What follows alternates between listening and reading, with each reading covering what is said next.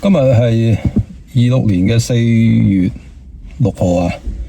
咁啊，特朗普啱啱開咗新聞發佈會，咁啊講一講美國嘅呢個 F-15E 飛行員被救出嘅整個過程啊。咁啊問咗一下AI 準確嘅數據係點樣樣。咁啊呢幾日咧，我一直都留意緊呢一個動態，因為當其時咧就係呢個飛行員未救到之前咧，就即係網絡咧就喺度講咧，即係伊朗嘅話咧係會動用所有嘅能力，一定要捉到呢一個飛行員，因為佢係可以用呢一個飛行員去要挾美國，即係爭取一個談判嘅籌碼，所以佢哋係一定要捉到呢個飛行員。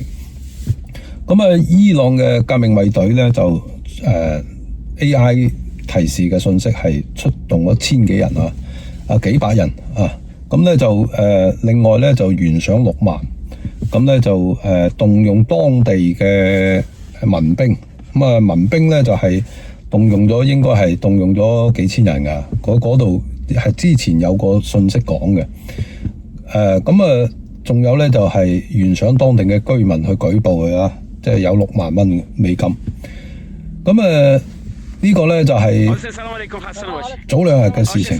咁咧第一個飛行員咧呢個 F-15E 被擊落嘅第一個飛行員被救出係幾個鐘頭就救咗出嚟。咁啊第二個飛行員咧就唔知點解啊，可能即係降落嗰陣時降歪咗啊，咁啊走散咗。咁啊呢件事咧就唔知點解咧，就係話當其時咧即係所有嘅媒體都知道啊，係有一個俾人救咗，有一個揾唔到。咁呢個消息咧一公佈咗出嚟之後咧，就伊朗嗰邊咧就發散晒所有嘅人，要去一定要捉到呢一個飛行員。咁啊，今日特朗普嘅新聞發佈會都已經講啊，就應該係有內部嘅泄密人員將呢條信息泄咗密，所以伊朗先至會出動大批嘅人員去捉呢一個美國飛行員。咁呢個美國飛行員呢，佢係一直同華盛頓呢邊保持住聯繫嘅。咁咧但係佢一路喺度逃跑啊，咁啊冇辦法定到佢個準確位置喺邊度。咁咧就喺琴日星期日，佢係星期5被擊落㗎嚇。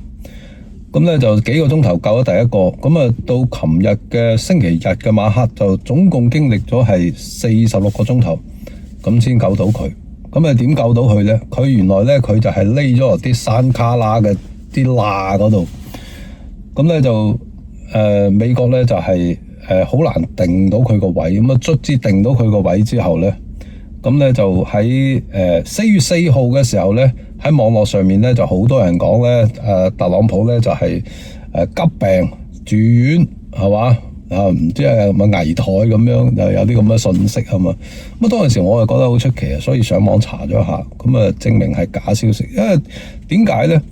因為特朗普佢每一日咧，佢即係日日都係不停咁發信息嘅，但係4號嗰日咧，佢居然差唔多成10個鐘頭都冇發信息。咁啊啲人就話唔知係咪有問題，唔知彎咗啊咁啊係嘛？咁啊後尾證實係假噶。咁啊然後咧就係話其實咧就係特朗普當其時咧係同國防部長同埋佢哋嗰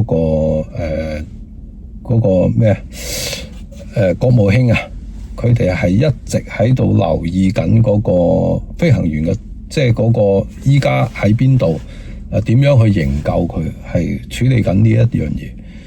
咁呢個營救嘅整個營救嘅過程咁樣計嘅話，我相信啊，喺26年或者係27年啊，可能會大部分時間應該喺26年應該會出一個大片。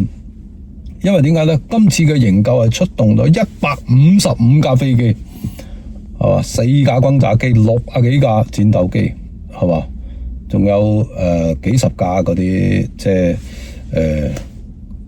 救援嘅直升機啊，同埋嗰啲加油機，哇好誇張，155架飛機。咁啊，琴日咧就即係伊朗嗰邊咧就發送信息出嚟咧，就係話美國人根本上咧就唔係救佢嘅，因為美國人已經救唔到呢個人噶啦，所以咧美國即係伊朗嗰方面已經包圍咗嗰個地區噶啦，知道佢喺嗰度啊。咁伊朗咧就係話美國人根本上就冇辦法救佢，所以美國人咧講救，其實咧就想炸死佢嘅啫。咁佢點解咁講咧？係因為當其時咧，美國人咧喺嗰個空軍上校匿埋嘅嗰個位置咧，咁啊琴日特朗普就講咗一句係咩咧？佢就係話佢哋設定咗一個500米半徑嘅，即係呢一個叫做結界咁樣嘅形式。任何人靠近呢500米嘅，即係呢個飛行員500米呢個結界圈都要死。所以咧，即係話琴日咧，其實係即係點講咧，係應該講係前日啊，星期日晚吓，今日星期二啊。咁即係話點講咧，係只要靠近，所有人全部都要炸死。咁即係都唔知掟咗幾多炸彈啊！咁今次到底伊朗會死咗幾多人，真係好難講。即係連伊朗都覺得係，即係美國人將整一個區域炸到片甲不留，即係佢哋唔知道美國人係剩低咗個窿喺度嘅，即係有個500米嘅直徑，美國人係唔炸嗰度嘅。可能佢哋唔知道，咁佢哋就係話美國人要炸死呢個飛行員，根本上就唔係打算救佢嘅，係嘛？鋪天蓋地咁炸，係嘛？根本上都唔打算救啊，應該係想炸死呢個飛行員。而家今次咧，特朗普講咗啦，係嘛？就係話搞一個結界出嚟，係嘛？確保呢個飛行員嘅安全，因為呢個飛行員咧，佢只有一支手槍，係嘛？咁你咁多人守山嗰啲人，全部都係嗰啲步槍啊，或者其他嘅重型武器啊，係嘛？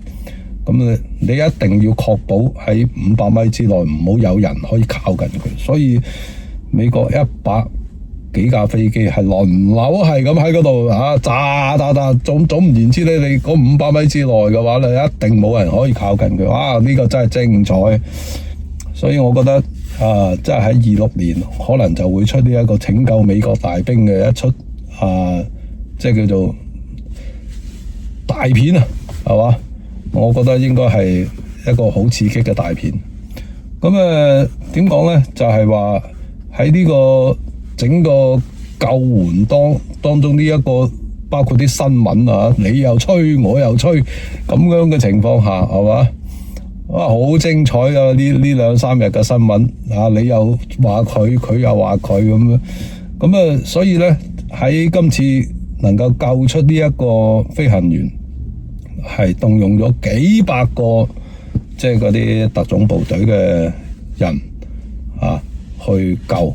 另外出動咗100幾架飛機，係咁輪流圍住嗰個圈嘅周圍係咁炸，唔俾啲人埋去，然後再派幾百個地面部隊嘅人去救佢。哇！真係今次可以講係即係點講咧？喺整個即係人類歷史裏邊，可能嘅營救一個士兵咁樣計嘅規模，應該係前無古人啊！後邊有冇來者唔知啊！真係好誇張，即係美國人能夠做呢一樣嘢出嚟嘅話咧，我覺得係即係值得係讚揚嘅。因為點解咧？係尊重士兵嘅生命啊嘛，係咪咁講？每一個士兵其實佢哋都係為國家而去戰鬥嘅，即係唔好理佢對定錯先講啊，係咪咁講？即係你。反正佢哋係為國家而去戰鬥，國家係為咗佢而不惜一切代價去救翻佢翻嚟。當然啦，呢一個救嘅過程當中咧，就係有2架直升機啦。就美國呢邊咧，就係講呢2架直升機咧係機器壞咗，所以咧就唔要啦。炸爛咗，即係炸咗呢兩架直升機，咁啊啲人啊拉翻嚟，咁啊冇死人。咁啊另外仲有一架咧就係 C-130嘅運輸機，咁啊亦同樣係應該係美國呢邊講 C-130咧係被擊中嘅，兩個直升機咧就話機械故障咁啊炸咗。我覺得咧嗰兩部直升機可能都係俾人打落嚟㗎啦，即係打彎嗰啲少少嘢啊咁啊，即係佢又唔知墜位，肯定係飛唔翻去啊，所以就炸咗佢啊。咁啊 C-130咧就係講係被擊中嘅，咁咧就即係應該係損失咗3架飛機啦，就冇人死啦。即係呢啲整個營救嘅行動損失3架飛機，出動155架飛機。幾百個地面嘅特種作戰部隊嘅人，咁去營救呢個上校，我覺得係真係好震撼。我亦都好希望係話盡快睇到好萊塢嘅呢一出大片啊，係嘛？一定係一個非常精彩嘅大片，係嘛？我覺得大家都應該值得期待嚇，係咁，拜拜。